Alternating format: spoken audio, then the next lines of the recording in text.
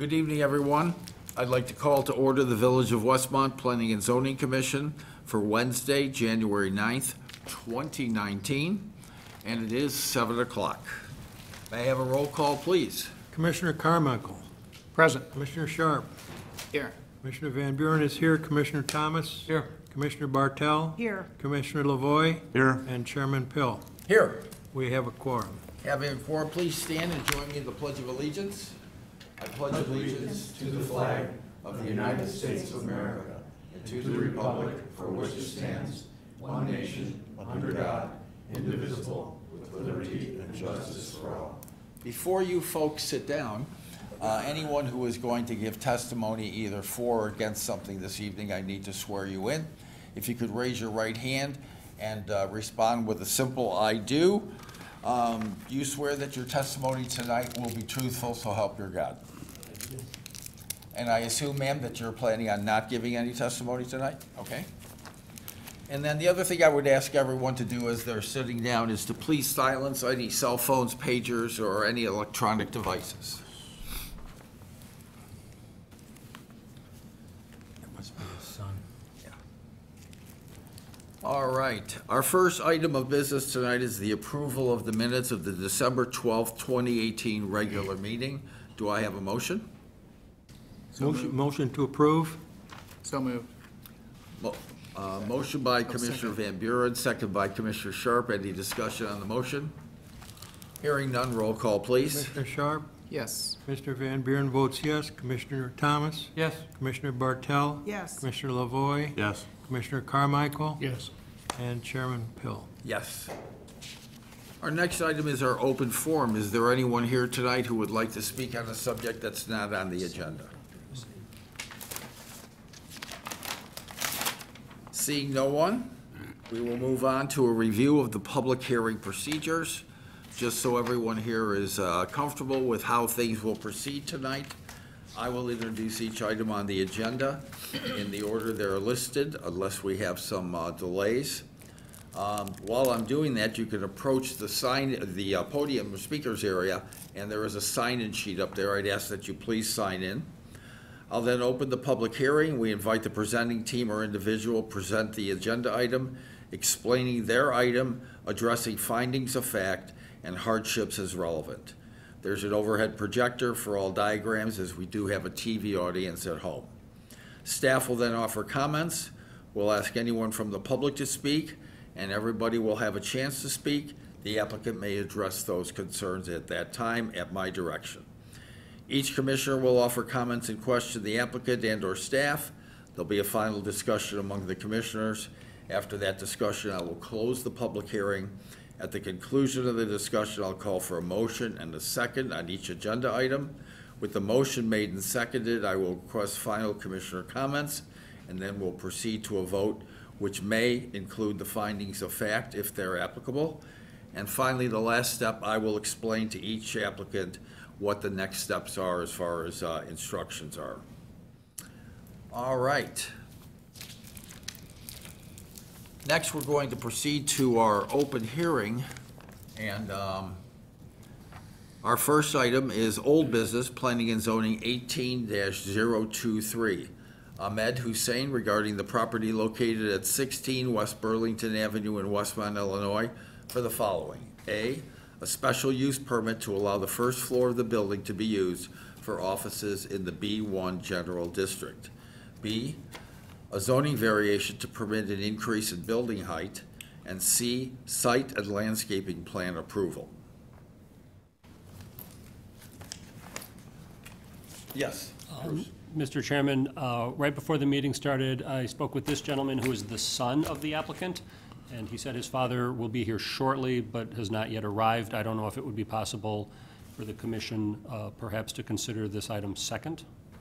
Okay. I think as chair, you had the right simply to switch the order without requiring a vote. This was already continued, so I don't need to do anything with that at this point. I was thinking about this one first and then the order. You have not reopened the public hearing yet, Yeah, so okay, you don't so have to we're do good to go. anything other than inform the commission that you're switching the order. Okay. testing me out for 2019, making sure I'm on my game here, I see. We will then go ahead and move to new business, which will be Planning and Zoning Item 19-001, the Westmont Park District regarding property located at 200 East Quincy Street in Westmont for the following. A zoning variation to permit an increase in the height of the fence located in the front yard within the R5 General Residence District.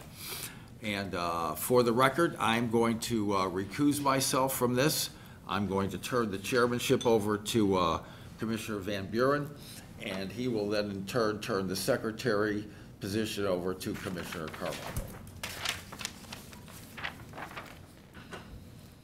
Okay, the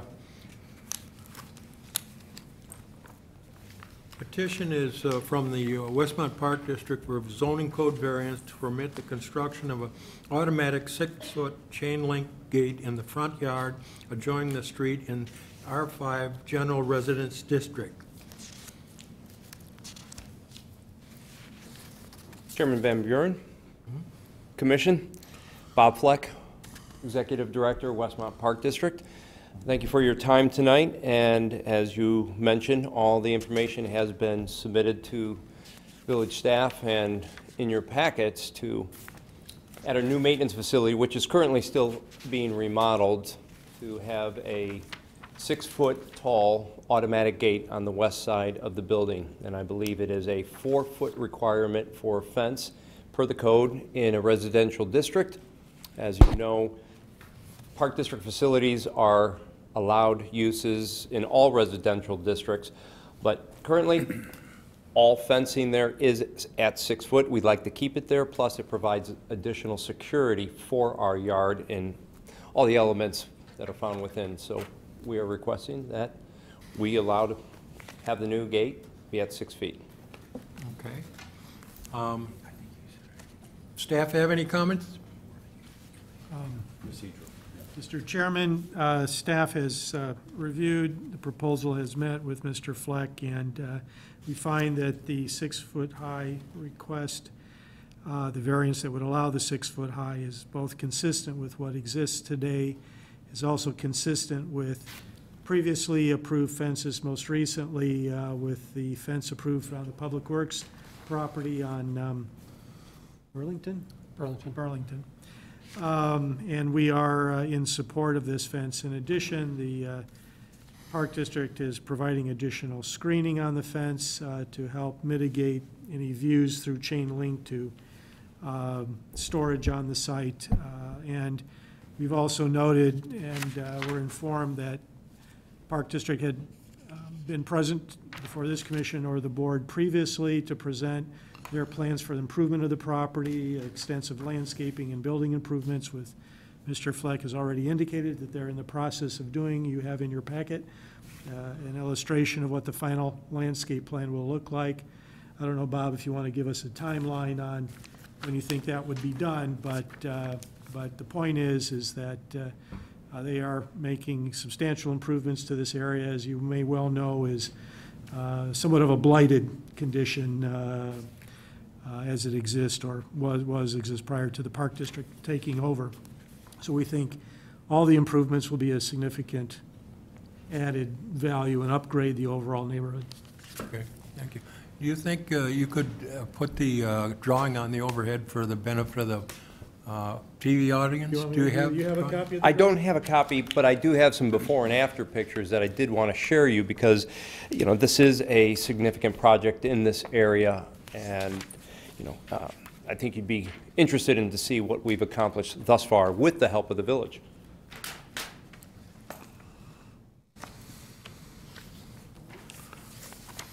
What is up there now is the existing swing gate.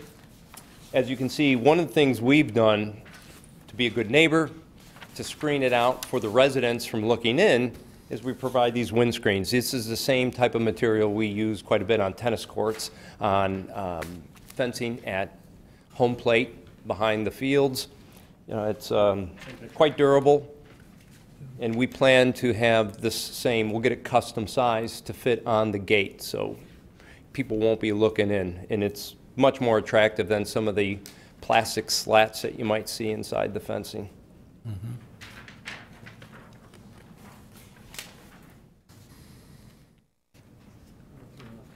Show them this one. Yes.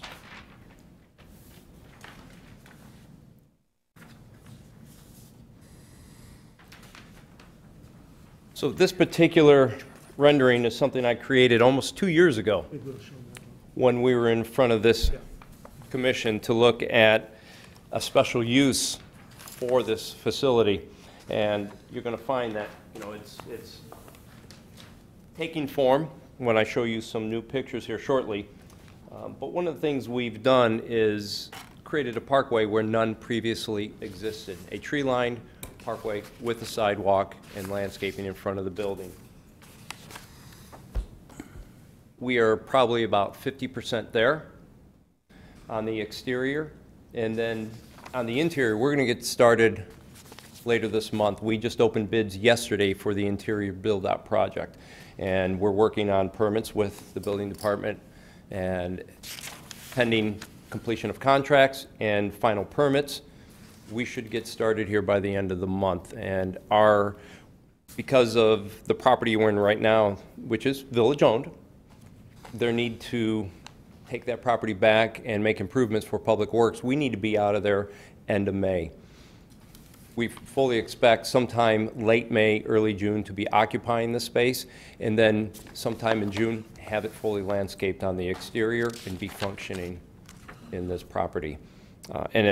At this time, I'm going to give you some before and afters so you can see the marked improvement. These are yours.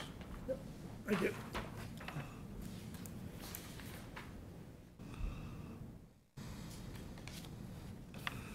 Formerly known as the Westmont Building Products Site, this was a construction supply yard and company. You can see it was not attractive at all. It was abandoned for 8 years before we purchased the property, and this is what it looked like when we acquired it a year and a half ago. Straight on picture of the facade, and as you can see, there was no parkway. It was asphalt on a steep slope right up to the front door, and that was their customer parking right out front, off-street parking. It was very industrial looking and not well maintained.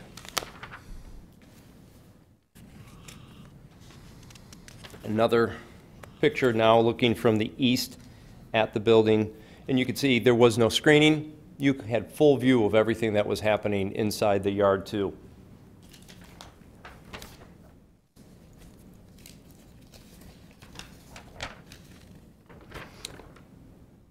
This is what it looks like today.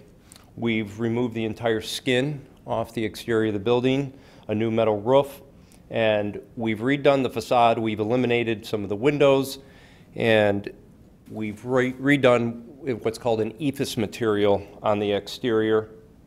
There's some more work to be done there. That will happen when temperatures warm up. New paint job. And as you can see, we've now got a parkway with a public sidewalk. Public Works was a tremendous help on this. We have saved Westmont and the Park District a tremendous amount of money. We think when we're done, and the fact that we're general contracting this project as well in-house, we're going to save about $200,000 as opposed to if we had contracted the whole thing out. Public Works came in with they've got much bigger equipment and toys than we have. With their help, demoed the parkway. They poured their own public sidewalk. We've done the landscaping portion of it, and that's what it currently looks like today.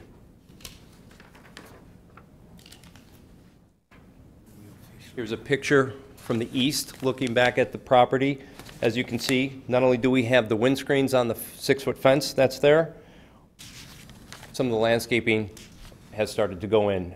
Marked improvement. We get many compliments from the neighbors. I see something that is going to be removed this spring as well. You see the old barn shed that's there. It's really unsafe. It has issues. We're just going to, there's a dumpster behind there. You never know. We're just going to push it into the dumpster. Do I have any others? Well, that's really it for now. So there is many things happening over there. I think it's a tremendous improvement for the neighborhood. It's blending in well, and it now has a residential feel for a maintenance yard. Okay, thank you. Any questions? We'll open the public hearing now. Is there anyone in the public who would like to respond to this request? If not, we'll go to our commissioners. Okay. And the first person we'll call on is Tom. Yes. All right. Thank you very much, Mr. Fleck, for your, as always, very in-depth presentation. I appreciate that you always go the extra mile to present all the information to us, even though we have seen this packet before. I think it's a great reminder to everyone watching the great improvement, great improvement that you guys are making in that area. So thank you very much for that. I think that this variance is a great example of something that is what a variance is for. I mean, you guys are permitted in the residential use, but obviously you're very different than a residence, and you need to screen a lot more stuff than a standard residence. So I think a 6-foot fence makes sense, and a 6-foot gate would be the only logical choice. So I have no opposition and fully support it, and thank you again. Thank you. Thank you. And Commissioner Bartel. I agree with all of that, very supportive, and I think it looks much, much better than it did, so we appreciate your efforts. Great. Very supportive. Thank you. Commissioner LaFoy? Yes, I don't have any questions. It's a good project and supportive of the variation request. Commissioner Thomas? I was supportive of this a year and a half ago, and I support it today, and good job. Thank you. Wonderful. And I just was curious on how much communications you've had with the neighbors throughout this process, and whether you've received positive, negative feedback, suggestions. To the point where I now have emails and cell phone numbers, extensive communication, and they're thrilled. We get many compliments, and they love seeing the progress of this. Well, it's been dramatic already, and we sure support it. Thank you. Okay, well, I agree with all said by the rest of the commissioners, and I would say go for it. Great. Any other questions on it? If not, we'll call for a motion.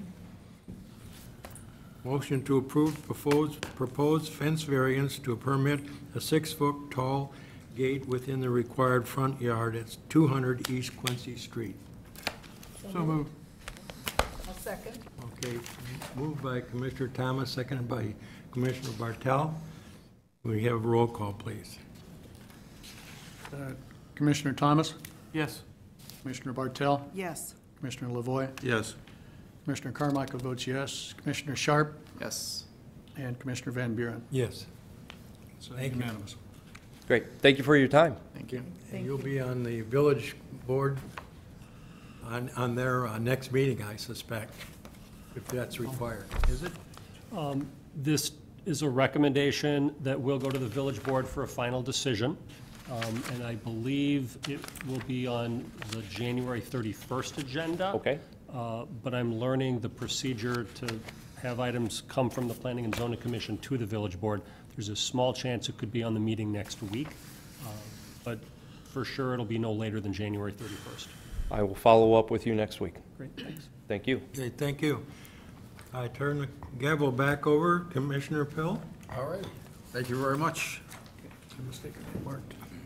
That's all right. Pre-marked. Are you gentlemen ready? Yes. Okay, so we will resume our order, and we will go back to old business, planning and zoning item 18-023, Ahmad Hussein regarding the property at 16 West Burlington in Westmont for A, special use permit to allow the first floor of the building to be used for offices in the B1 General Business District, B, a zoning variation to permit an increase in building height, and C, site and landscaping plan approval. And with that, I will go ahead and open up the public hearing and turn it over to you, gentlemen. Good evening. Yes, good evening.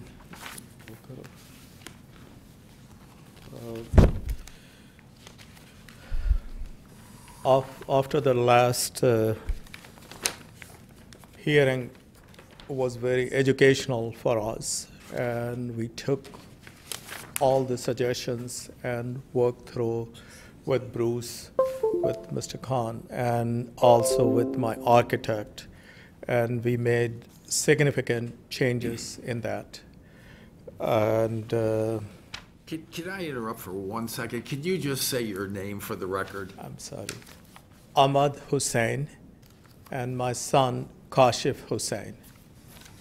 Please continue. Thank you, sorry. So we have the, can you help us? Okay. This is the new proposal with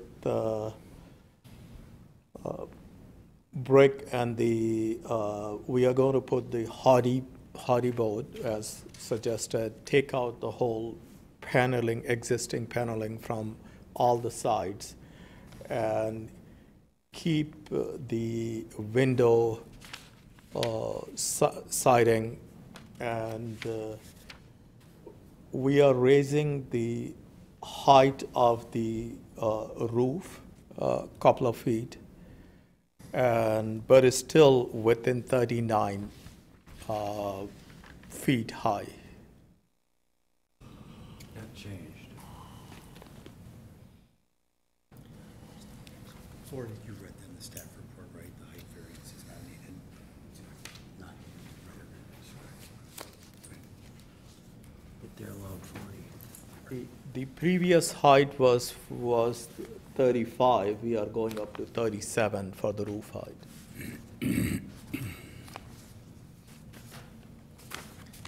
It's 37. It's 37. Yeah, it says 37, yes. Yeah, we have the drawings and all that. The new height is going to be 37, the roof height. And we are going to maintain the whole facade with the arch and keeping similar or the same design.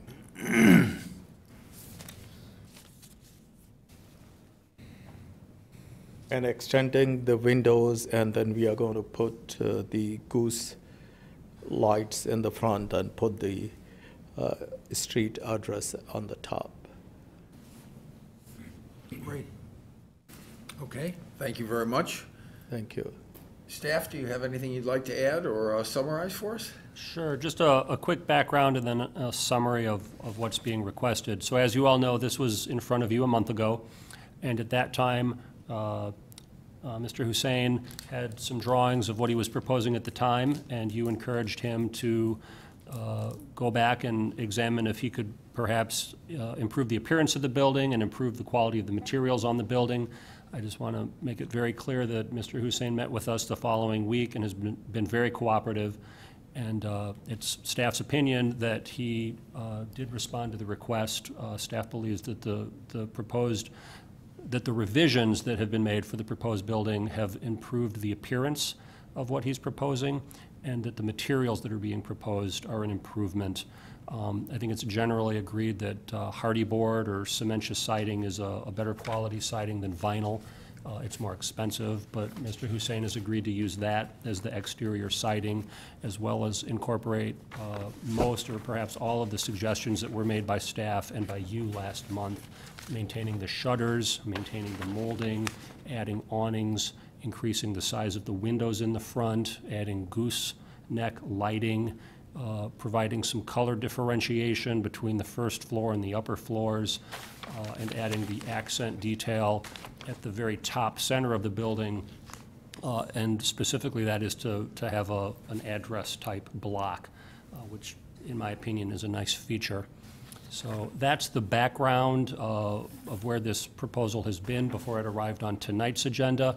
I just want to make clear that it was unclear when we met with Mr. Hussain whether or not he would need a height variation. He was proposing some changes to the front elevation to maintain the peak and to maintain the molding, and so he may have needed a variation for height. So we put a notice on the agenda that showed up in the newspaper, which allowed him the option. However, after the agenda was published, Mr. Hussein realized that he would not need a height variation because he is staying underneath the 40 feet that are allowed by our ordinance. So it is listed, but he is not requesting, nor does he need a variation for height. So what that leaves, and what Mr. Hussein is requesting tonight, is request for site plan and landscape approval, which is what was originally presented to you a month ago. And then secondly, a new request, and that is for a special use permit to allow the first floor to be used for offices.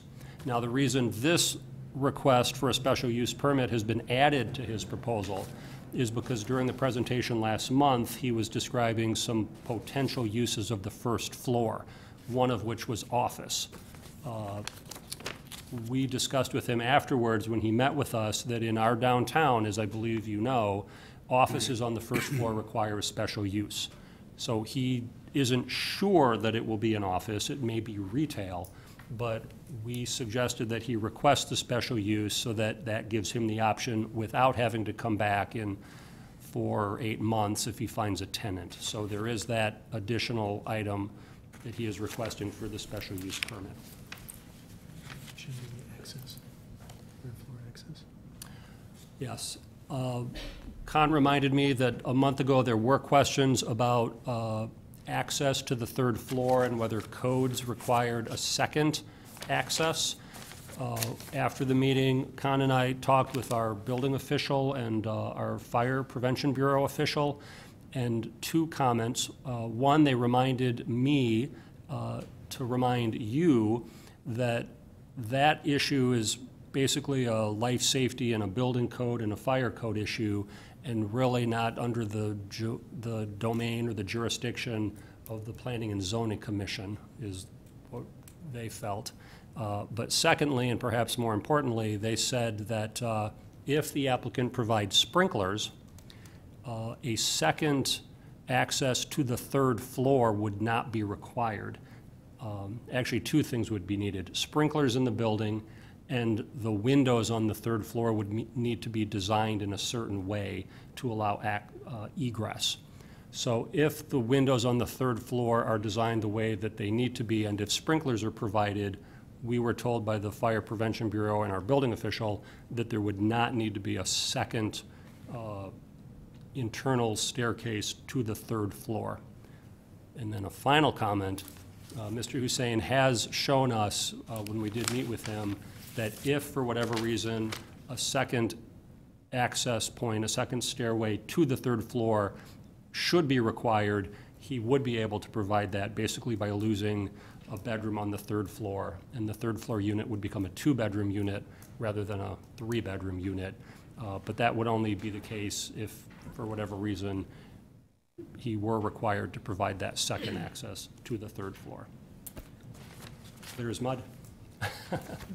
With that, I would just add, if you want to take this forward, the fire inspector requested that we add a condition to the, if you were to approve this, that the petitioner secure a, I guess I would call a sprinkler agreement that would allow the installation of a sprinkler over an 18-month period is typically what is allowed in these situations, and that be a condition to your approval, and that agreement be secured prior to the building permit.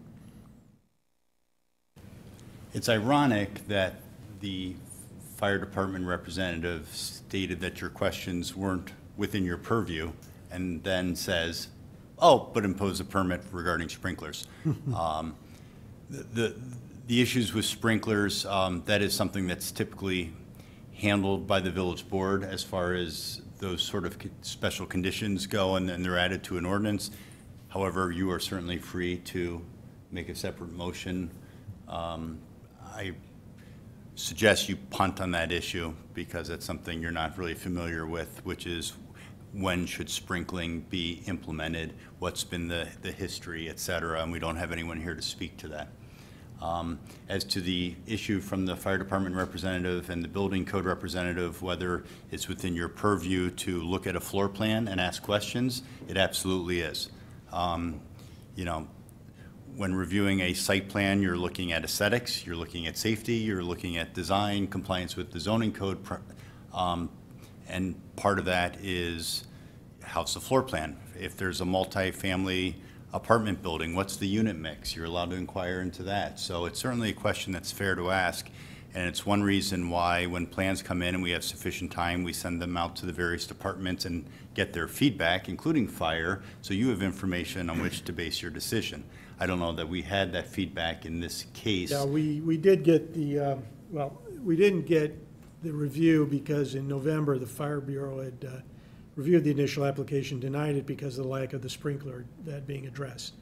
So that was not advanced, and it just has been sitting there waiting for that issue to be resolved. But I do have a copy that I can circulate if the commission's interested of a report back in November from the Fire Bureau. Okay.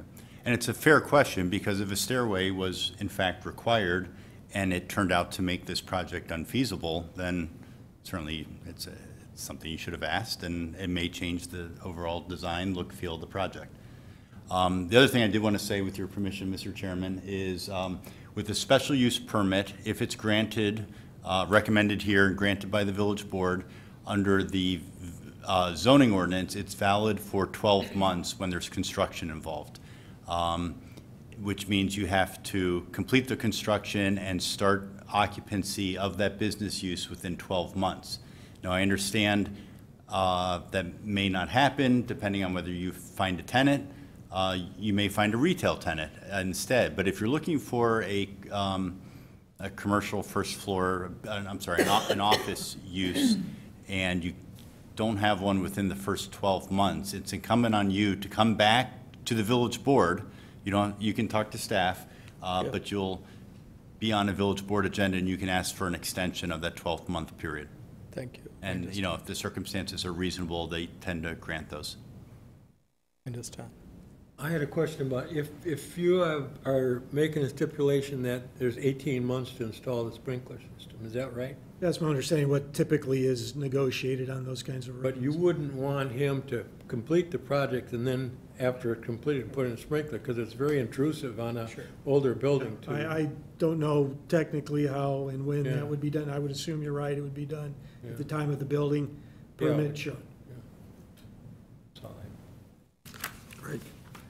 Anything else, staff? John, good? No. Is there anyone from the public who would like to comment on this? Seeing none, we'll go to the commissioners. I'll start with Commissioner Thomas, please. Mr. Hussain, you mentioned that this had been an education as It you is. started out, because I remember you walked in and my architect is, yeah, and you started from there. And you've done nothing but do positive things with this project and with the suggestions that were given to you. You've embraced them. I like to say that I appreciate your effort. Thank you. And going forward, my question about the third stairway, and that Yes. was answered by staff. I don't feel that I have a problem in asking these questions. Yeah, I'm not feeling like we're handcuffs or anything like that, because they can't do that anyway, so there.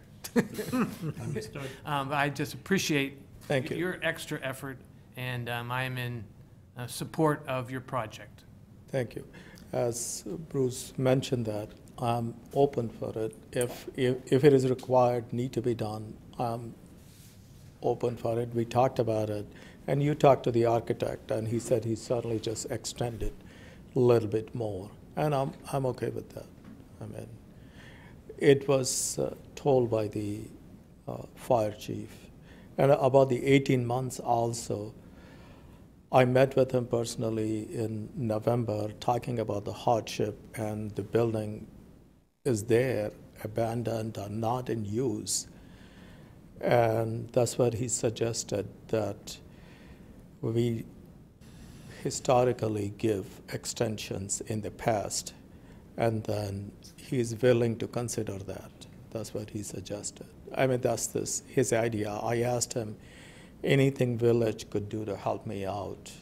So he suggested, historically, we done that before to help people because he understands that a sprinkler is a big expense. Thank you. Commissioner Thank you. Sharp. welcome back. Thank you. I'm very happy with the revisions that your architect has made. I think that the building has grown substantially, I think, as a member of its street, as a presence on the street, and a great example of, I think, the kind of rehabilitation that we are hoping for with some of these older buildings. I don't really have much comments about the other discussions that have been going on sprinklers and all of that. I will defer to building department, fire department on when that happens. I do agree that it makes, for a construction project, I don't understand the 18-month extension taking place after finished drywall and all of that. You but may do it that's- before. That's for you guys to work out with them, and it sounds like you're already talking with them, so that's great.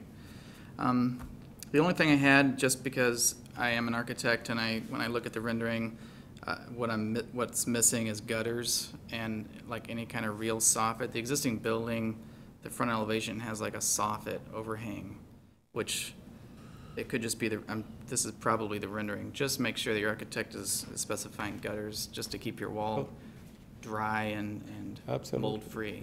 But other than that, I really appreciate the work you guys have put into this. It's going to be a terrific investment. Thank you. Thank you. Appreciate it. Thank you. Commissioner Bartel. I also agree. You've been amenable to all of the suggestions and have made so many changes and took some help from the staff and other people, and that's so admirable. Just one question. You had talked about a coffee shop a little bit or some type of retail. Is that where you're thinking? And if it isn't an office? Or Not at this time. So you're like not looking sure? at the expense and all that. Okay. Probably rent it initially. Probably rent? Initially. That is my plan, I think. Okay. The My other funds are- questions were relative to the egress and the sprinklers, and we've covered that. So I'm supportive. Thank you. Thank you. Commissioner Lavoy. Yes, I just have a few clarity questions, and appreciate you're back here, Doctor. Looks like you've come a long way on the aesthetics of the building. Thank you. Very much appreciated. I have a couple of questions. One is on the siding. I'm not clear about, because of the increase in height of the building, I would assume that new siding would go all the way around, Yes. because it only shows it on one side on the materials that we received. No, it's. So because of the extension of the building, that new siding needs to go all the way around. Yeah, the hardy board new siding is going all the way around. All the way around. And So all the way, even the wall that is not Beautiful. exposed, we are Okay, doing it. beautiful. So that's gonna look very nice and look much better than what it is today, and appreciate everything you've done so far. My only other question is for the village attorney, and that is that if we have a criteria for the fire department, or as far as the egress, and I believe it is our purview because this information is submitted to us, and I think we are in right to ask those questions, especially when it comes to life safety. It looks like we have criteria. One criteria is that sprinklers are added, right? And the second criteria is the windows. If the first criteria is not met for 18 months, are we issuing a certificate of occupancy based on a non-conforming use? And does that expose the village to any liability? That's something I'm going to have to check with the building department and fire department on, what is code requirement. Their obligation as code officials is to follow code. So if code says you have to have both a sprinkler and a proper egress window for occupancy, then that's going to have to be done before it can be occupied. What fire department may have been saying is, it's okay if you don't start construction right away, you have 18 months to put in the fire sprinkler system. You know, I'm just not sure, and I don't want to speculate. Can they do one without the other? Again, depends on what code says. And that's when I do defer to them to interpret the code. Okay. You understand my question? I understand. I'm willing to work with anything, and then about the third floor occupancy, I'm willing to work with that. If there is any delay, at least I will have occupancy for the 2 floors which I have, and I should have some income coming in. That has the egress for both sides. So, but I'm willing to work with planning department, fire department, anybody. If I need to have 2 egress, I will go ahead. If not the sprinklers, I'll go ahead. If there is a delay in occupancy, looking at the safety, I'm okay with that. But once the project is started, I'm hoping at least I have first and second floor, which have the egress and all, will generate some income for me. I understand. Yeah. I just don't want to get into a situation where, you know, we have liabilities and risks that No, I don't understand. need to exist. I'm with you on that. Yeah. I'm liable too, so we are both. Appreciate it very much. I have no further Thank you. comments. Thank you. Thank you. Commissioner Carmichael. Mr. Hussain? Yes, sir. Alan was Alan. I was not here last month, but I feel that I am fully informed. I've done my research on this. The questions that I have first for staff, just to confirm, on the sprinkling is all 3 floors, is not just the top floor. Is that? I would I assume so. assume I so. haven't reread the. I'm not so sure. The office use would normally not trigger, an office use of that size would not trigger the sprinkler requirement, to my understanding. But again, that's something where I defer to the fire department. I think it may just be for the residential use. So he could occupy the first 2 floors and have a daily on the sprinklers. All right, and the I could second- be wrong. My understanding is all 3 because the. Yeah, Yeah, just that's showing what, the requirement is. yeah. And so, Yeah, on the, I can share a copy if anyone would like to have it. The report from the review from the Fire Bureau says that the sprinkler system shall be designed and installed in accordance with NFPA 13, whatever that means, for specific use groups in each section of the building. That would seem to suggest that all the parts of the building would probably have to be addressed. all the building, yeah. Because first floor can be used for coffee shop or other things, so I believe it's all the building. seems to make sense if you're Yeah. going to start to do it completely. Question for council, on the parking, and this 6 spaces in the rear, parallel parking, and then the requirement for the 7th, but the 7th can be taken care of by the off-site parking lot. Yes, I'm wondering about the legality of if the building or the parking lot at some future date were sold and ownership transferred of one of those 2, how would an easement be required for that 7th parking space, or how would that, is that an issue that I'm just? No, well, it's a good question, and it is a requirement of the zoning ordinance that if any parking is provided off-site, that there has to be a covenant recorded which runs with the land against both parcels that says a particular parcel is being used for off-street parking to meet the requirements of this other parcel. And they would have to meet that parking. So if they were to lose that off-site parking area, they'd have to find the parking somewhere else. That could be an agreement such as, we're selling the parking lot, but we're going to reserve 1 space, you know, pursuant to a lease or a license agreement. But it's a great question, and one we'll have to work through if it presents itself. But at the very least, if parking is off-site, there has to be a covenant recorded according to the zoning ordinance. Now, let me clarify, the off-site parking that will be provided is on property they own. Yes, I understand that. Okay. and then we have, and this is a parking lot, actually parking lot, and then it's not go, we have Yeah, no the plan. question just deals hypothetically with No, I understand that. some number of years in the future. I understand that. I have no plan of changing it, and we need that parking lot for other use also. So right now, if that happen, whatever reason, There's a and we solution. should be able to secure a spot. Yeah. Okay.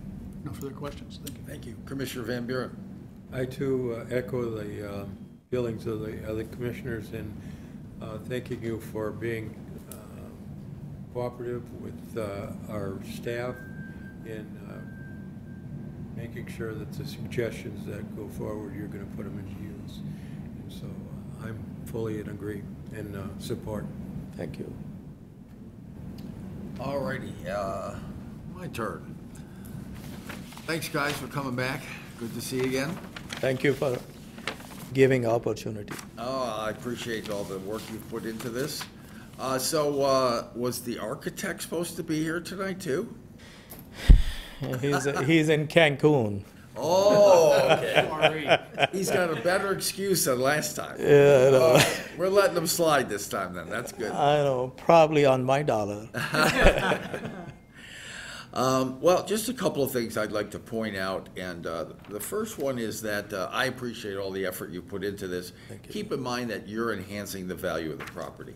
I know it's a lot of money going out right now, but at some point, those dollars come back. Hardy board, the windows, gooseneck lighting, sprinkler systems, all of those enhance the value of the property as well as the looks of the property, so you have an increasing asset in your hands.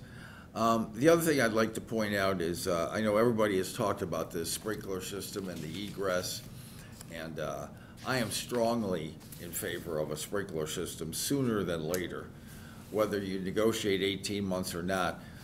There's 2 points I want to make on that. The first one is that it's horribly intrusive to put the sprinkler system in after occupancy. It's a mess. It's a dirty job. There's cutting, there's jackhammering sidewalks, there's tying into water mains, there's all kinds of stuff. And secondly, just since the 4th of July, we've had 3 unsprinkled apartment residence buildings that have caught fire with significant loss of housing in this town. That's 7 months. So I have taken even a stronger stand on this after seeing this. You go many years where you don't see this, and now we've had 3 since the 4th of July. And I don't want anybody to have a 4th. So please keep that in mind from a safety standpoint and a preservation of your investment. No, I understand that it makes sense to do it while we are constructing it, to open up the dry wells and do all that. Absolutely. I just heard you saying that maybe we could get the first floor, the second floor occupied, get cash flow started, and then go into it. But I'd like you just to rethink that, and that's certainly not something we're going to vote on, or it's just my strong recommendation to you. No, I understand that. Particularly based on what I've seen occur in the last 7 months. Thank you. Thank you. I love the outside. I love the exterior. I like the color picture. I like the two-tone from the first floor to the second floor. That one hit it right on the mark. I think the awnings led a lot. I think my favorite thing is the address placard up at the top. That's nice, really nice. Thank you. Yeah, there was some good work. Did you do this, or did Mr. Cancun do this? Mr. Cancun. Okay, all right, just checking. Yeah. All right, I am fully supportive and on board with this also. Thank you. Do we have any other comments or questions from our commissioners or from staff? Hearing none, I will close the public hearing on this, and I will entertain a motion for planning and zoning item 18-023 at 16 West Burlington for a special use permit to allow the first floor of the building to be used for offices in the B1 General Business District. So moved. Second. Commissioner, motion by Commissioner Van Buren, second by Commissioner Thomas. I'd like to alert everybody that your vote on this will also include findings of fact for this. Any discussion or comment on the motion?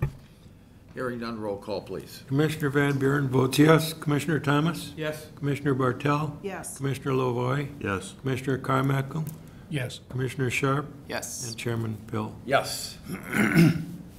Item B, we are going to skip over because the zoning variation to permit an increase in building height is no longer needed. And we will skip on. I will entertain a motion for item C, a site and landscaping plan approval. So So moved. moved. Second. Motion by Commissioner Bartel, second by Commissioner Carmichael.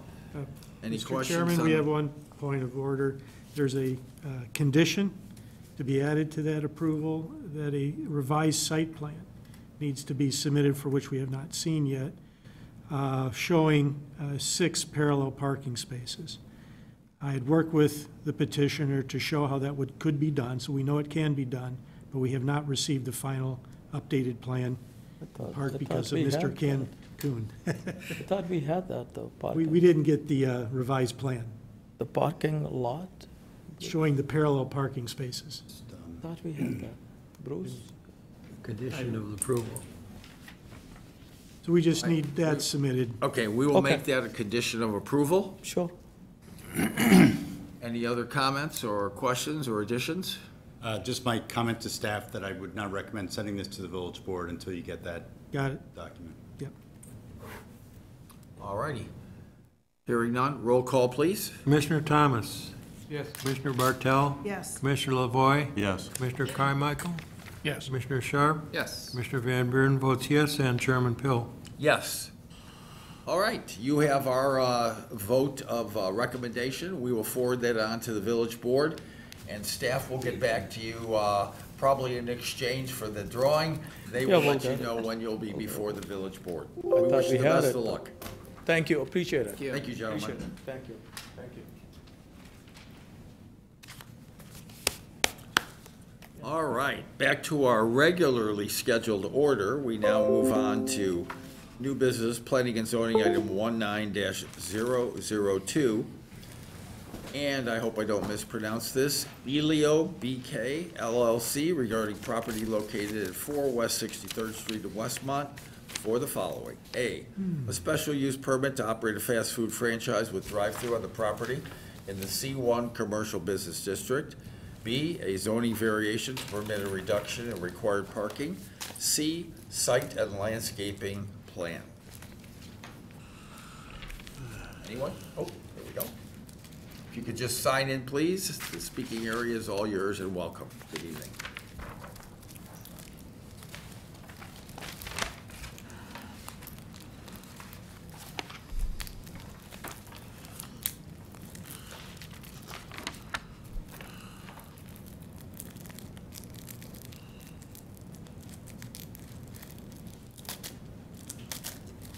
Hi, my name is Tracy Willie with Warren Johnson Architects.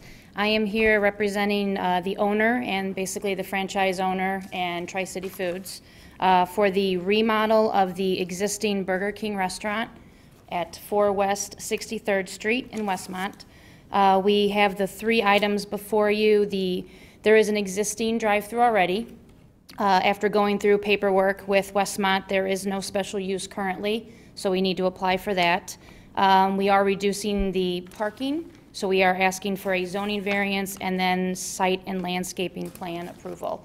I've submitted everything that was required. Con and I have been working very diligently. It's already gone through one preliminary review, and we picked up comments and resubmitted. So that's where we are. Great. Perhaps you could put a color rendering up on the overhead for our folks at home.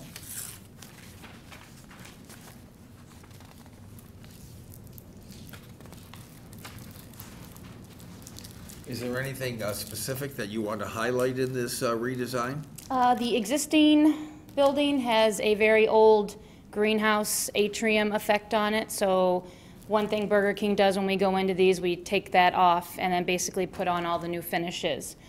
This building is existing brick, but it is painted already.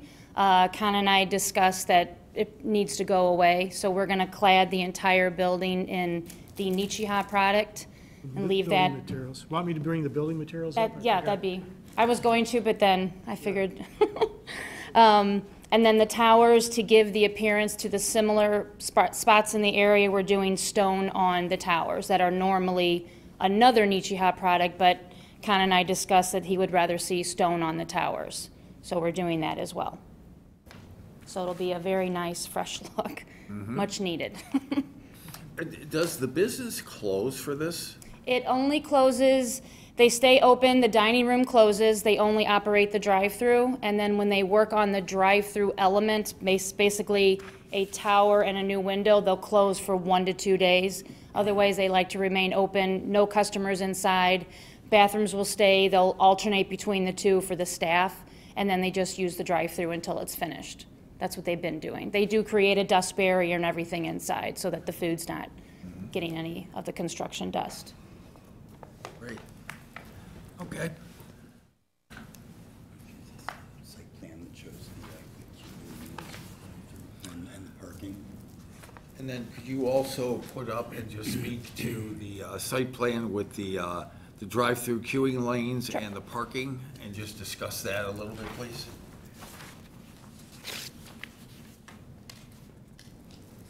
The drive-through itself is pretty much staying the same. We're just going to do new drive-through equipment. Everything's going digital now, so it'll be a digital menu board. Order confirmation is pretty much what you see on all the McDonald's. It's a sign with the monitor, and then it has an overhang for rain and other weather purposes. That's pretty much going to go in the same location, and then a brand-new clearance post. But the circulation is all staying the same. Then what we are proposing, there's existing concrete in the drive-through lane now that is very deteriorated and cracking, so they put in a completely new concrete lane, and then it's stained black so that it blends in with the asphalt. I see. So they'll do that as well. Parking has stayed the same, except we have eliminated one ADA parking stall because it's not required based on our amount.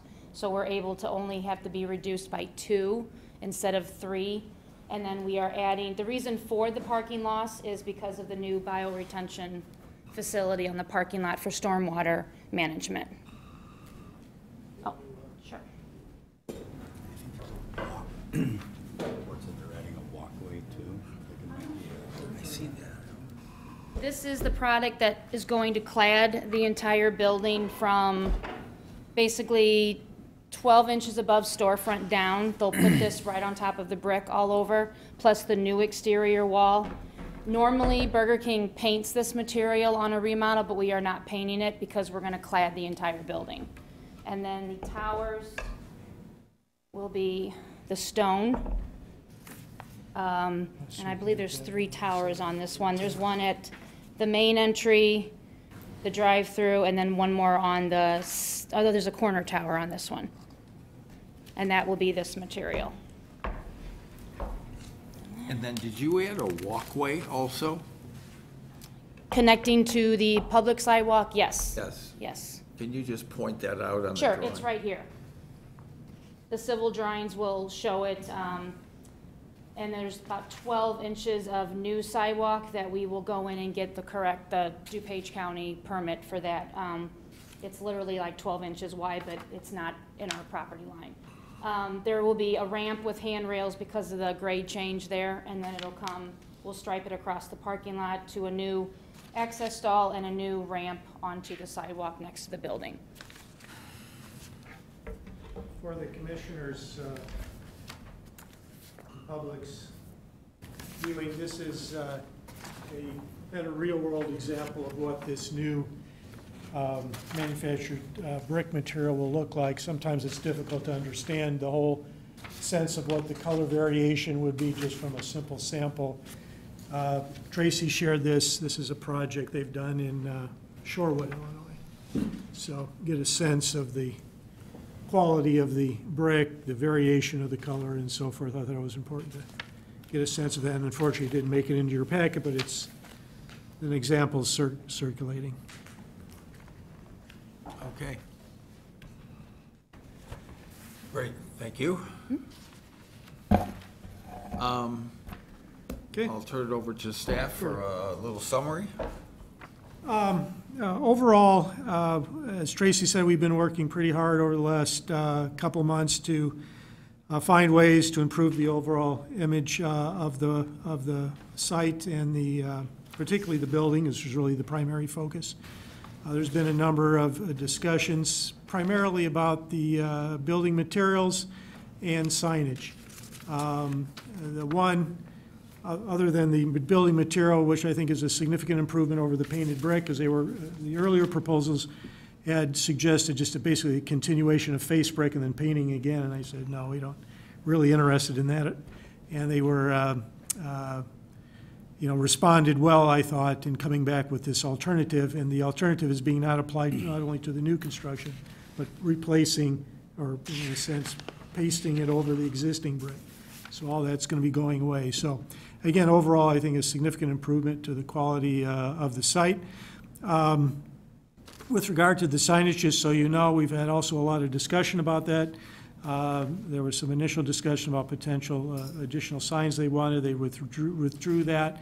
The only one item that we had some discussion about, for which we're hoping maybe we can encourage the owner to at least reconsider, although this is not anything that is directly under the purview of the Plan Commission, in that the existing sign that exists on the property, the pole sign right at the corner, is something we were trying to get rid of. It's an existing non-conforming sign.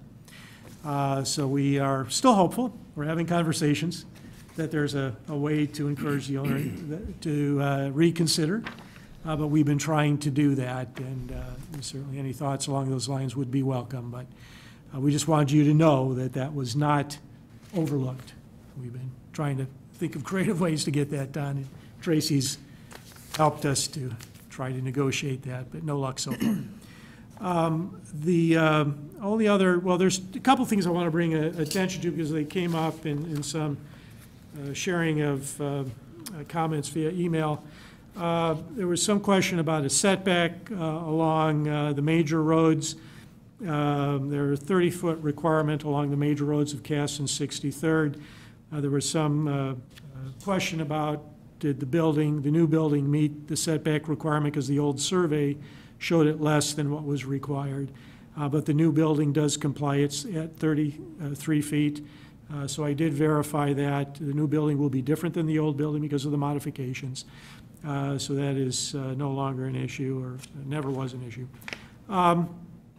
The other item that came up, some questions, because it also had an impact on parking, is tell us a little bit more about the background with regard to the requirements for on-site storage. And any significant change relative to the site plan, any replacements of improvements, curbs, paving, so forth, and so forth, require and trigger the requirements of both DuPage and the village stormwater ordinances. In this case, my understanding is the village requirements are actually more restrictive. And so the village engineer, working with their engineer, came to a solution to provide some stormwater storage on the site, basically at the corner, and by doing so, and then some best management practices or biofiltration as a part of that. And in so doing, to achieve that goal, of course, we lost a few parking spaces. And it's only, although there is maybe a little bit of confusion as to how many spaces they lost, it is only actually 2. They have 23. They will end up with 21 because they actually gained back 1 space that was a handicap that's no longer needed. So that's the context for the site plan change and the reason there is an additional reduction in parking, which leads us then to the parking issue. What do you say? It's an existing site. The site, as you're well aware, is, at least by code, significantly underparked. I did do a little bit of research just because I was curious. Is Westmont's code really that ridiculous, or, are other communities, similar? Well, Westmont is high of the few communities, similar nearby communities I looked at. But in almost every case, this site would be deficient in parking if it were to come in today. However, well, number one, we have to recognize as an existing condition, we can't find more parking, we can't build more parking. It's a site that is functioned, and the petitioner can respond to this, but has functioned adequately for probably over 15 years. Although I did ask for some supporting information to help us at least understand the nature of the business and how parking plays out in reality. So they did provide some numbers I thought was instructive. Basically, of some 170,000 customers they get per year, the breakdown is about 70% go through the drive-through facility, and about 30% would need to use the parking facility, either about 12% dine in and about 18% carry out. So I just did some simple math. It's probably, I don't know what it means, if anything. It's certainly not, I'm not a parking expert, but if you just asked yourself, well, this is a facility open 365 days a year. People coming in are about 50,000, 51,000 of them. That's 139 people per day, divided by 16-hour a day. You're getting on average about 8.7 or about 9 people per hour coming to the facility. Given the fact they have 20-some spaces, and certainly there's going to be peak times where dining and dinner, it seems to be reasonable to think that they have probably, 3 times what they experience on a per hourly basis. It seems reasonable, and this is all these numbers mean, if anything, reasonable that the facility is adequately working under existing conditions based on its usage. That's the best I can say without a obviously more elaborate study, but the point is, the bottom line, even if we required more, there couldn't be one more parking space put on this property. And although my guess is there's no agreement with the adjacent Westmont Center, if I'm coming to Burger King and I can't find a space, guess what will happen? I'll go park in the adjacent center. So that's probably reality, but I don't think that's likely going to be occurring much. And I don't know, Tracy, if you want to respond any more to that. Yeah, just from doing research and speaking to the regional manager and a lot of the district managers, this has been in operation for over 10 years. They've never had a full parking lot. Their hope is in doing a remodel that more people will dine in, but they've realized 70% of their business comes through the drive-through. The parking lot is usually never, and most of the Chicago sites that we do, they're also somewhat strict on parking. We have sites that only have 8 spaces, and those are never filled. So it just, from their experience, this particular parking lot has never been filled. Now, maybe if they were giving away food, it would be, but their experience is that almost 71% of their business is drive-through. That's all I have. Great, thank you. John, anything? No. We'll open the public hearing. Excuse me. Is there anyone from the public who would like to speak on this? Seeing none, we'll go to the commissioners, and we'll start with Commissioner Bartel. Thank you, Mr. Chair. I think this is an exciting project. I think it'll be really, really very nice, and the enhancements sound wonderful. It's on a corner, it's on a busy corner, and so that's all good. The 63rd Street area has had a history of water, flooding problems, et cetera. Can you be assured there won't be any water flooding problems? They're regrading the entire site. We have civil drawings for that. They're basically ripping out the entire parking lot, starting over. Civil drawings will show all the grades, and there's certain curbs along Cass Avenue for parking that are actually, cars have been hitting it, so that's all going to be brought, the asphalt will be brought up so that it's the 6-inch lip and things like that. So they're doing whatever they can to stop the, when we surveyed it, there was flooding, so that was made, yeah. They will take care of it. The bioretention area, who will maintain that? With regards to like landscaping, it'll be on-site staff that they have. There's a landscape company that they hire that comes out and does their maintenance. Your business perspective. And then for the watering part of it, they usually have the porter that works for the Burger King will do it. But landscape maintenance is done by a company. Okay.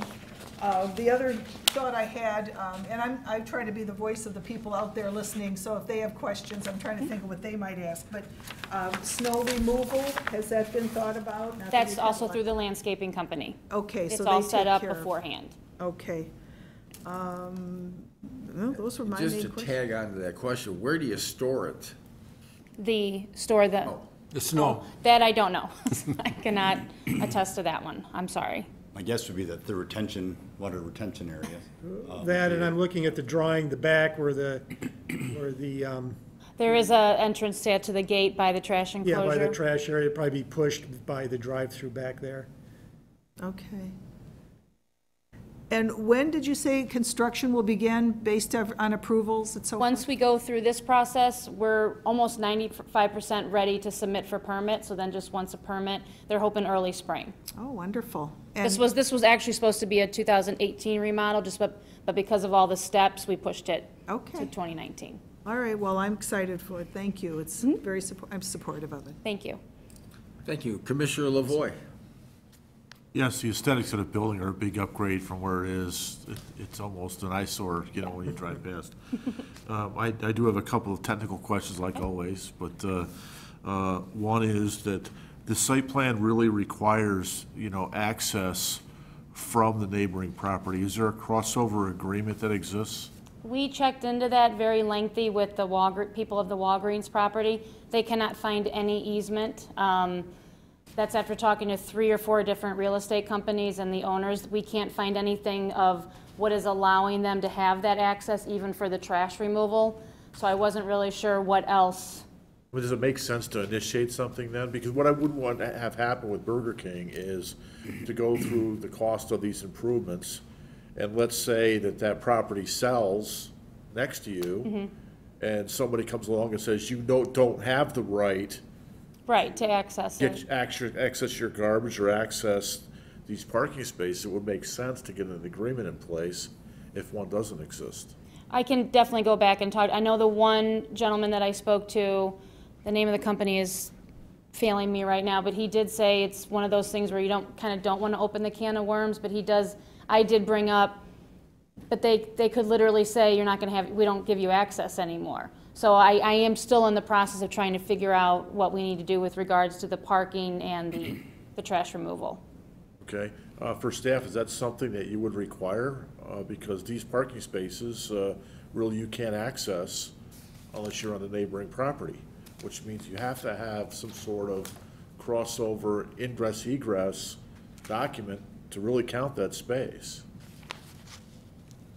I had assumed it was in a pre-existing condition, whatever agreements. I think this access also serves the larger center, doesn't it? Correct. So if that access goes away, the larger center is going to have a big problem.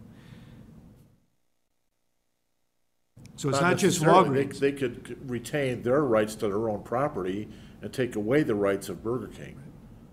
Technically, you're right. We just don't have an answer to it. I mean, it's a pre-existing condition that's been there for over 20 years, probably. So Yeah, it doesn't make it right. I didn't say it did. I'm Yeah, just yeah. saying Do it's those, pre-existing, and so it's likely grandfathered in. do those parking spaces front onto a drive aisle or right onto the Walgreens property? Right onto the Walgreens property. Yeah. Of which it's a drive aisle. So it's Within the Walgreens Walgreens. property. Right, So it's both. right. Yep. But it's not a drive aisle that is used to access the larger center back there, because there are other drive aisles for that purpose. It's not primary.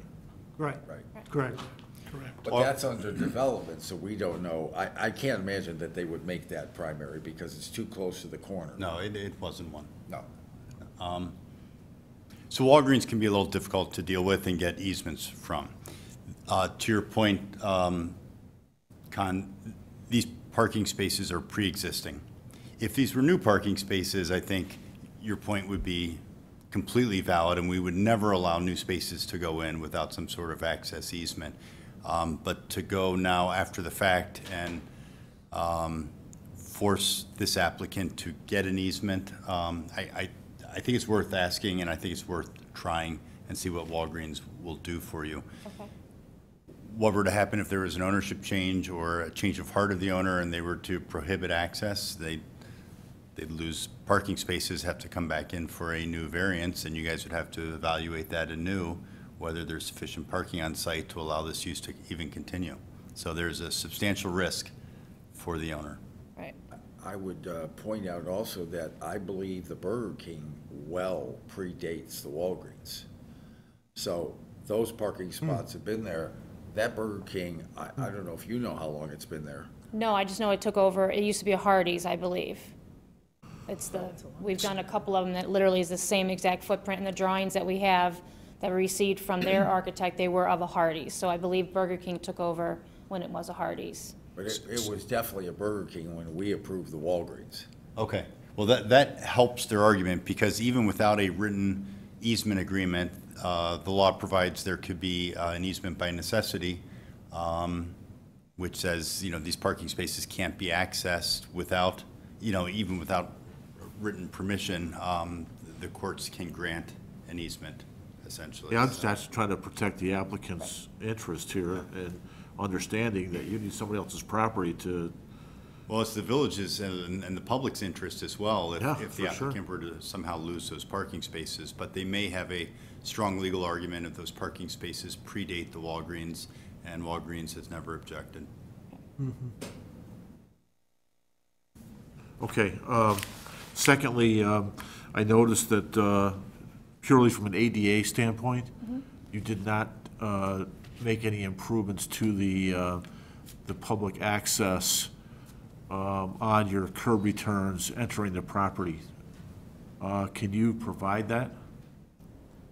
I guess I'm not following, entering the If you new, look at the public sidewalk on 63rd Street, your new entry includes a handicap ramp, but when you go out to the public right-of-way, the ramps and the pads are not provided at your entrance, on any entrance, Oh, to the physical building? On the public sidewalk. on the public sidewalk.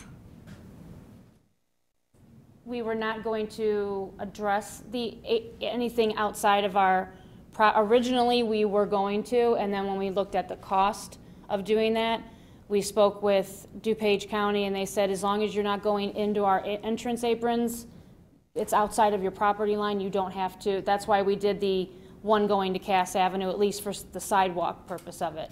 But somebody that's in a wheelchair can't get on that sidewalk. Okay, I guess. That's the point.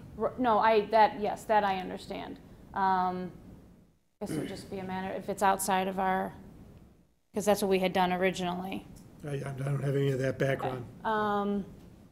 Yeah, I can go back to civil and see what he, Yeah, because the sidewalk's along 63rd, and as you cross, you're showing the depression in the right-in, right-out, but none of that sidewalk is handicap accessible.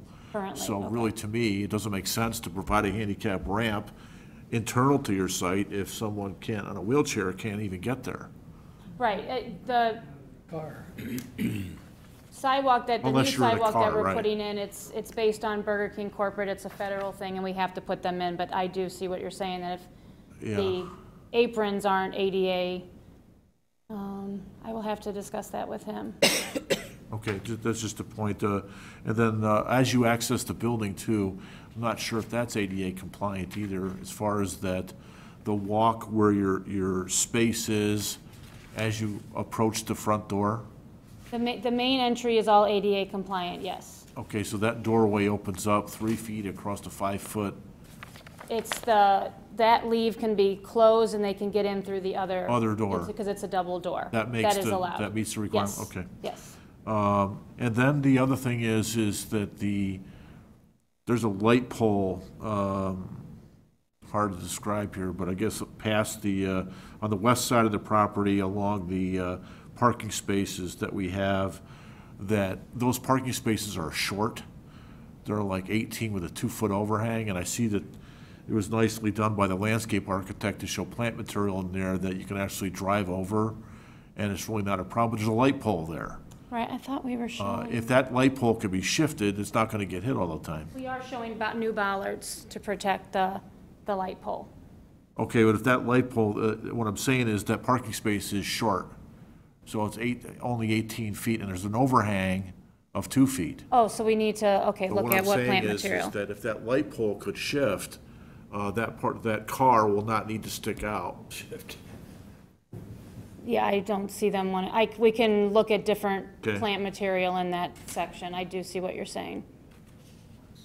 Yeah, other than that, I have no comments, but it looks like a nice job. Thank you. Thank you, Commissioner Carmichael.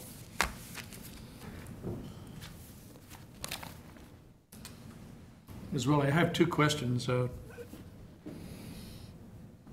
One on, again, on the parking. I'm just curious, you said that one of the existing handicap parking spaces is not now required. And I'm curious why. Federal, it's 1 to 26, you only need 1. It's when you go over 26 that you need 2. We're not sure why it was originally striped for 2, if it was an existing, the way Hardee's was, but at least per code, it's 1 per 26. Okay, got it. And regarding that Burger King pole sign, what is Warren Johnson, the architects, have you done any other Burger Kings where you've used a monument sign rather than a Yes. pole sign? Yes, and actually the one in this photo, the Shorewood location, we went to a monument sign. They had a little bit more visibility. I kept going back to Tri-City Foods, the franchise owner, to discuss getting rid of that pole sign. They feel that they get so much advertising from that height of the pole sign that if they come down to even at the 16 feet monument sign, they're not going to get the visibility. So he was actually willing to take all the building signage off except for what we're allowed and keeping the pole sign. Because originally, Con and I were trying to work with, we'll do the monument sign and then we can have more building signage. But I went back to them and he's like, our pole sign is perfect the way it is. It's right there on the corner. We want to leave it. That's kind of where we are right now. So he apparently has data to support that. Yes. Yeah, I guess it's been grandfathered in, and it's Well- right there on the corner, and he just likes the height of it, basically. Okay. And it's a bit of a, myth.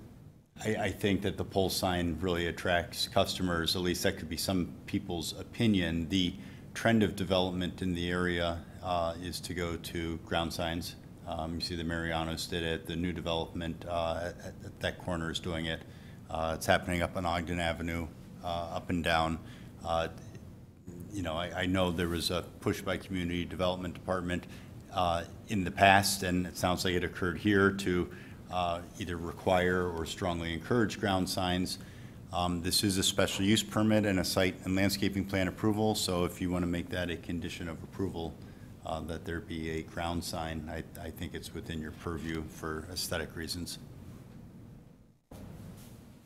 Well, I would sure encourage it. I'm trying. Thank you. Commissioner Van Buren. And looking through the request here for remodeling, I liked everything I saw, but there's one thing about, it really doesn't have anything to do with remodeling, and that's the left turn out of the east exit onto Cass Avenue. Traffic is normally backed up past that entrance into the and when people, and I lived within a couple blocks of this, when people are trying to get out of Burger King and to make a left turn to go northbound on Cass Avenue, it's a real hazard. What if you put a pork chop there and right turn only out? We can do that. Yeah, We've real- done it in the past, too, where we've made it right turn only with signage, if that would also. Think, because it's so close to the intersection, and people that do it, it's Right. a real mess. Yeah, we can definitely make it right turn only and add signage, if that would, not only Right the turn directional, only but a out. regular. Right turn Right turn only only out out, of the. correct. Other than that, I think it's, Okay. I like the idea. Thank you. Commissioner Thomas. This is my Burger King. And I believe the 70% drive-through because I've never been inside. And lived here a long time. When you do construction on the drive-through, that's when you'll close the place down? That's when everything is closed, Everything including has- the drive-through. And then it's just a matter of, sometimes it's 2 days, sometimes it's a week, just depends, but it is shut down for a short amount of time. But this is not your first rodeo, so No, no. you know what you're doing, and Yeah, the GC this will does. be open as much as possible. Yes, up until they need to work, they usually leave the drive-through for last, and they'll keep running it. Same thing with the bathrooms, they'll do the one bathroom, then they'll alternate and do the other bathroom inside, just for the employees' sake. Plus the plastic inside. Yes, and like- but yeah, they like you keep said. it open as long as they can, and then when they do the drive-through, it shuts down, and they try to do it as quickly as possible. And I agree with Wally that no one in their right mind would try to go left. Okay. And go north on Cass. Okay. You know, so I would hope that it would be molded, like a pork chop or whatever. Similar to what's on, They have one on the north and the south end. So it not only would be signage, but you just physically couldn't. Okay. You know? I would appreciate that. And if I can interrupt, you said DUDOT looked at these plans, because that's something that they would oftentimes look at and require. But I don't know if they looked at that specific point of If who did, I'm sorry. If DoDOT looked at that point, DuPage. No, it's just been conversations. Okay. Other than that, I'm, Like it? like the place. Thank you, Commissioner Sharp. Okay. The parking, so the parking was my first concern because I think a couple months ago we had a renovation to the McDonald's across Cass Avenue from you guys.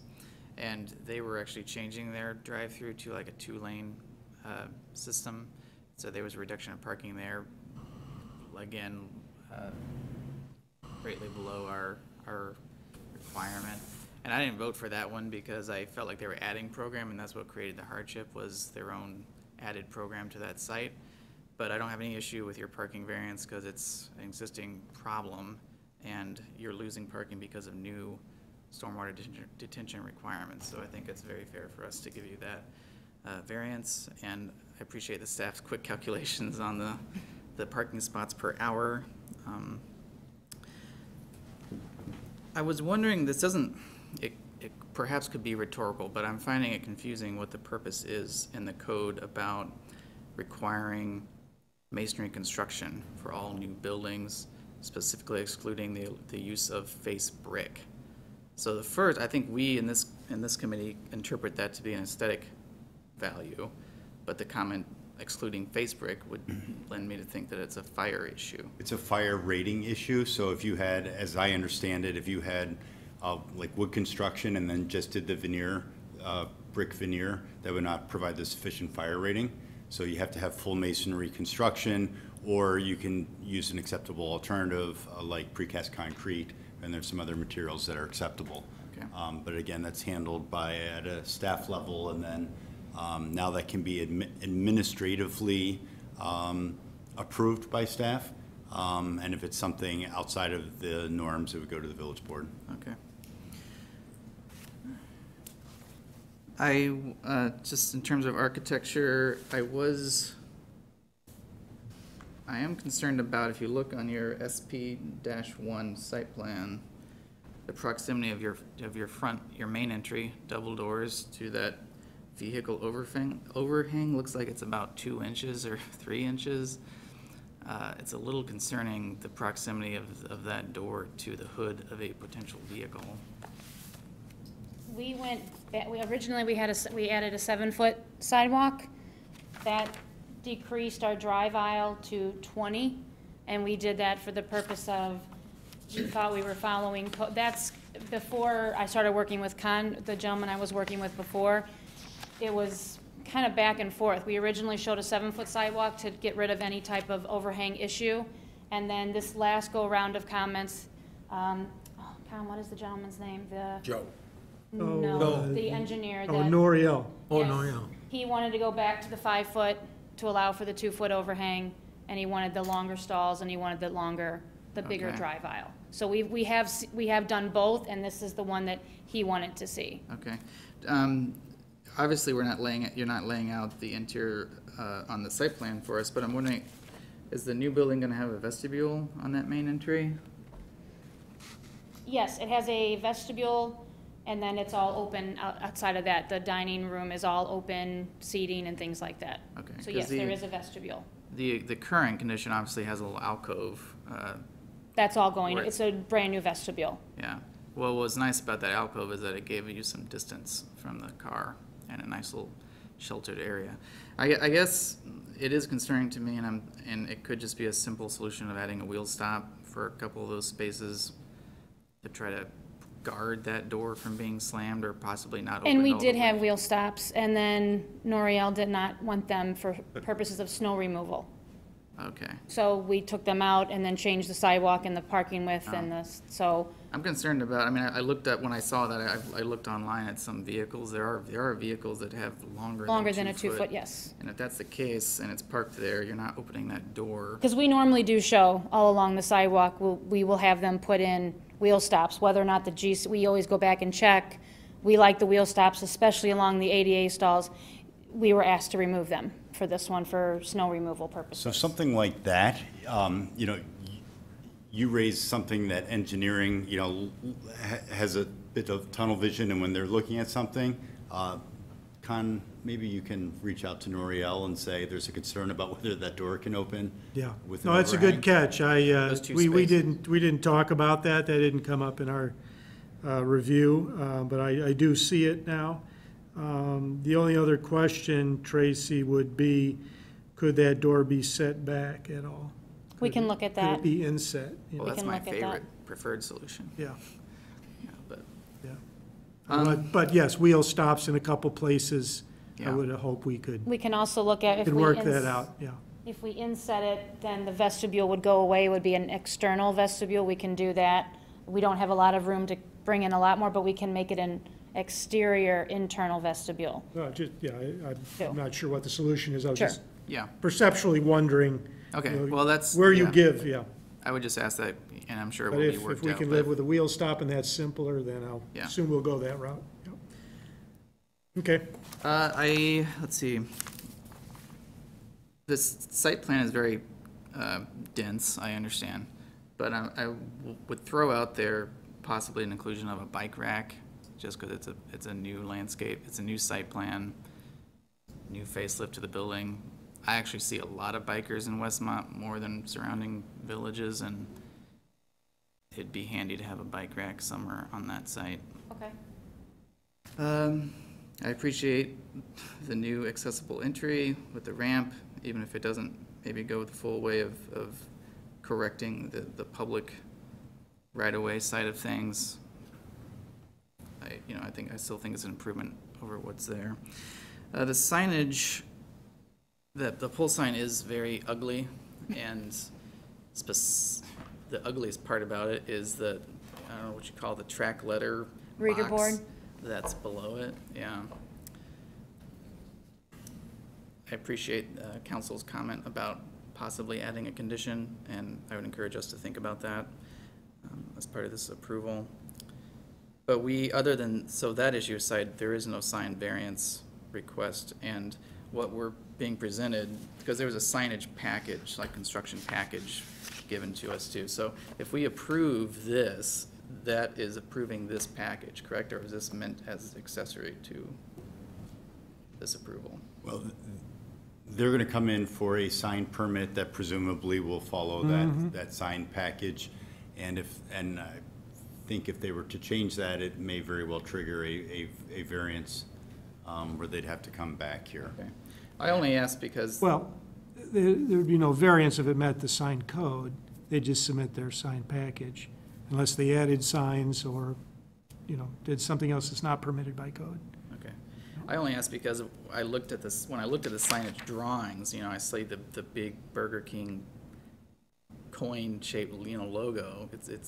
And we don't typically allow that in Westmont anymore. So then when I dug into the sign package, I saw that it was all actually like channel set letters, very nice. Mm-hmm.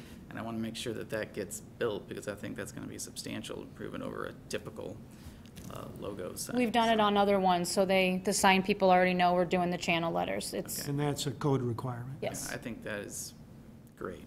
I think that's all I had. Great, thank you very much. I just have a couple of points. Most of mine have been made already. I did have bike racks on mine also, and I was just going to mention to you that, obviously one of the reasons you're doing the redevelopment is because that whole corner is under redevelopment. So we're going to have an uptick down there. And I think that's going to bring even more bikers. You put an LA Fitness in there. I'm not sure that you're going to work out and grab a Whopper, but I think people have a tendency, I've been in the fitness business for a long time, and people will ride a bike to fitness clubs. I just have how are you gonna get to 63rd and Cass on a bicycle? They do it all the time.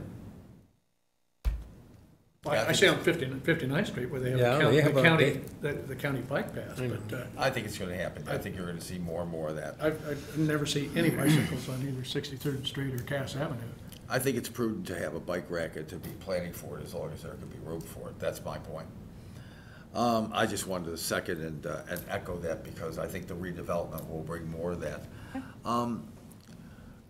Could you take another couple minutes and just walk us through, you've received approvals And we won't discuss what the approvals are for, but you've gotten the project approved in some form or shape. How long does the whole thing take from the day the first truck pulls up? And what, again, are the approximate closings? Are you talking about how long construction typically takes? Yep. Right now, the Burger Kings are looking at they're usually 2 to 2.5 months long. Okay, so less than 90 days. And, This one may be longer because there is an extensive site work on this one. So I would assume that this one would possibly hit 3 months just because of that issue. and you expect it to be open the entire time with the exception of roughly a week for the drive-through part? Yes, only because they cycle the cars in through the drive-through.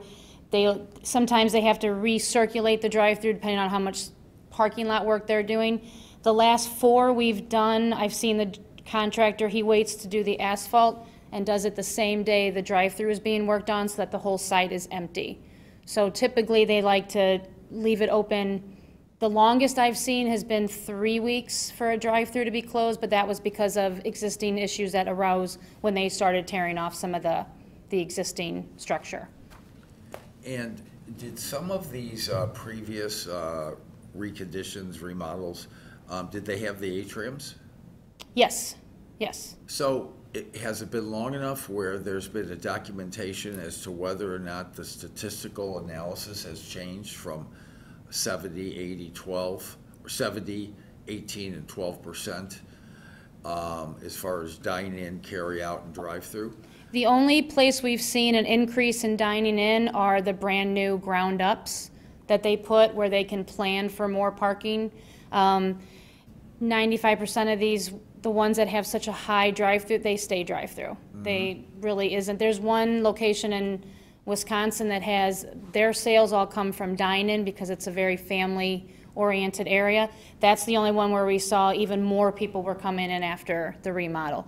For the most part, they do the drive-through. Okay. There will be a slight increase, but nothing, astronomical by any means, unfortunately. I mean, they even do less seating in these just because they don't need all the furniture and all this. There's sites where we have 120 seats and we go down to 60 and they're still not full. So. Okay. And also to support that, this is also a smaller building by Yes, a few hundred square feet too. Than your normal Burger King? Well, the atrium gave us a little bit more, so we're coming back in, so we're gonna lose some of the dining area anyway. Yep. Okay. All right.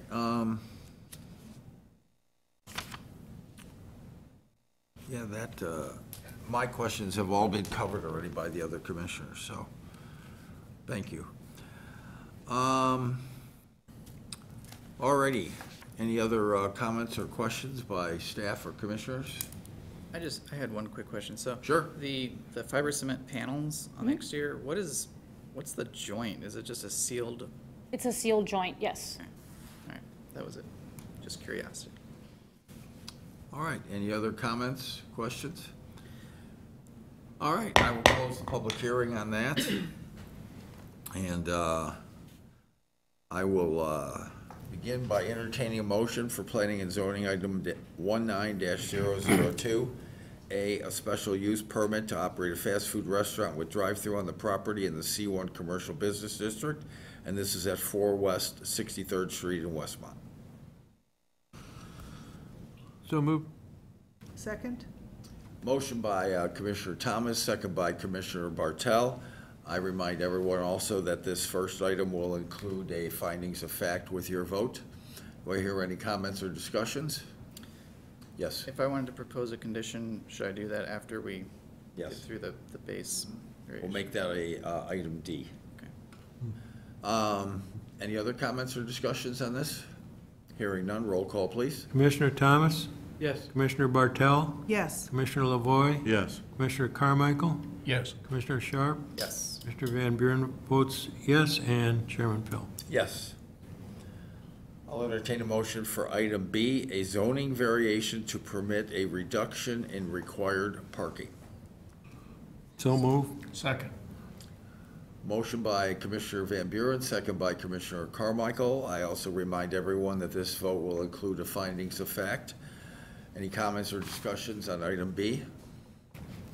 Hearing none, roll call, please. Commissioner Bartel? Yes. Commissioner Lavoy? Yes. Commissioner Carmichael? Yes. Commissioner Sharp? Yes. Commissioner Van Buren votes yes. Commissioner Thomas? Yes. And Chairman Pell. Yes. I will entertain a motion for item C, a site and landscaping plan. So moved? Second. Motion by Commissioner Bartel, second by Commissioner Sharp. Comments or discussions on the motion? Hearing none, roll call, please. Commissioner Lavoy? Yes. Commissioner Carmichael? Yes. Commissioner Sharp? Yes. Commissioner Van Buren votes yes. Commissioner Thomas? Yes. Commissioner Bartel? Yes. And Chairman Pill. Yes. Commissioner Sharp. Yeah, I just want to propose a condition that we replace the monument sign for or pole sign, excuse me, for a monument-style sign on 63rd Street in conformance with our current code and desires for, I think, the aesthetic of these main corridors. So, And that would be a special condition to the special use request, because that's where we can legally impose conditions. okay. And does that suffice it for the motion then? Okay. I'll need I have the motion, I'll need a second. I'll second that. So we have a motion by Commissioner Sharp, as stated, and a second by Commissioner Carmichael. Comments or discussion on the motion? Is this within the purview of this board to, there was no sign request for a sign variance here? Well, they have signage as part of their site plan that they've submitted, and that's certainly within your purview. The sign code is found within the zoning ordinance, and they're doing a complete remodel of the entire facility, so I think it's within your purview to look at signage and make recommendations, and ultimately up to the village board. Okay. With any special use, you can impose reasonable special conditions to protect life, safety, health, et cetera, that are related, to the project as a whole. And the plan that they presented was within the square footage for the sign ordinance, and the one that they rejected at the time with the monument sign, but with more wall signage. The monument sign was smaller, the wall signage went up, that also stayed within. So either or can be viewed and reviewed by staff. Yes. I have a quick question, maybe, Con, you can answer it. Is there any scenario where requiring them to have a monument sign would somehow, and the signage on the building that they're already proposing, put them over some limit that would require a variation? I'm trying to prevent them from having to come back, or reduce the signage on their building because the monument sign plus what's on their building puts them over some limit. I don't know all the rules, but I'm just wondering if that's a possibility. Yeah, without the numbers in front of me, probably can't give a definitive answer, but my guess would be they were under the allowable amount of signage. So I don't think it's a problem if they went to the monument signs. The only problem would be if they perceive now a lack of visibility, even though, again, that's the trend in the area, and say, well, now we want more wall signage, which may trigger a variance request. In which case, they would simply need to come before you and make that request? Yep. Just a point of clarification, so if they decide to stick to their guns and not to meet your last condition, where does that leave them? Is that not approved? Well, the special use is already approved, already recommended for approval. It's going to go up to the village board with the additional recommendation that there be a requirement that the pole sign be replaced with the monument sign, and that will be a condition of the special use ordinance, and the village board can take it up. Weigh in on that. Yeah. However, if the village board does add that as a condition to the special use approval, then it is an absolute requirement of the owner to do so. Okay, thank you. Any other comments or discussions? We have a motion and a second. Roll call, please. Commissioner Carmichael? Yes. Commissioner Sharp? Yes. Commissioner Van Buren votes yes. Commissioner Thomas? Yes. Commissioner Bartel? Yes. Commissioner Lavoy? Yes. And Chairman Pill. Yes. All right, you have our recommendation, unanimous on all counts.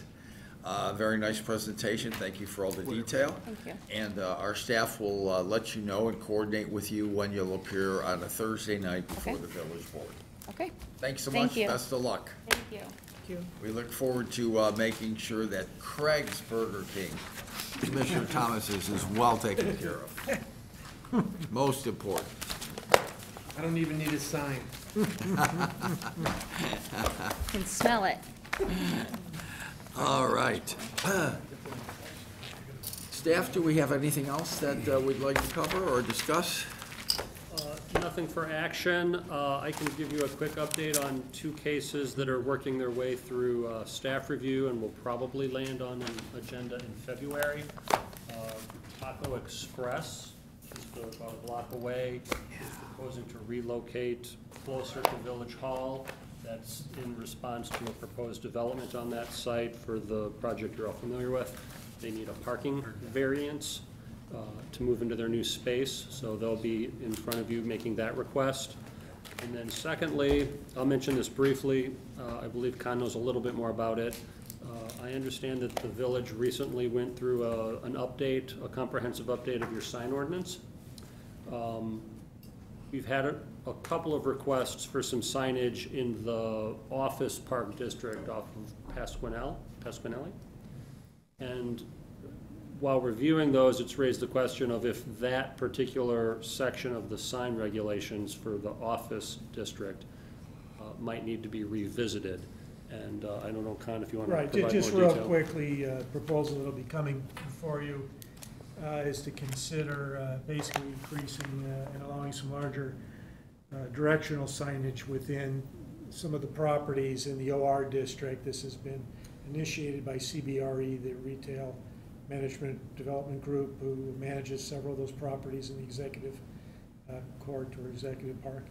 And I've been working with their sign people. We've, at staff level, thought it was reasonable. It seemed to be consistent with other communities have been allowing. We thought the code was just overly restrictive, or quite frankly, just didn't anticipate this particular issue. And so that's a proposal that'll be, or a text amendment that'll be coming forward. Would to that be accommodate- specific for OR? Just for OR.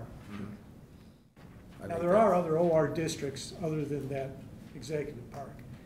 They're limited, but there are a few. But this mostly applies to larger multi-tenant buildings is the issue, not the smaller, individual buildings. Great. Can I ask, for staff, you said Taco Express, they're moving further west Yes. They're moving west. Just a few doors down. I think the, to one of the empty, yeah, it's the newspaper. The old newsstand. Newsstand. okay, all right. Tell my wife. And then, Is that her? I think Attorney Zemanek brought up that it might be a good idea to talk to Noriel about the parking issue with Burger King. Oh, it's on my list. Just to make sure, great. Okay, our next 2 meetings will be on Wednesday, February 13th, as well as Wednesday, March 13th. I hope everybody had an enjoyable holiday season, and we certainly wish everybody a happy new year out in our audience in the village of Westmont. Hearing nothing else to come before the commission, I will entertain a motion to adjourn. So move. Second? Motion by Commissioner Thomas, second by Commissioner Bartel. All in favor, say aye. Aye. Aye. This commission is adjourned. Thank you all. Thank you.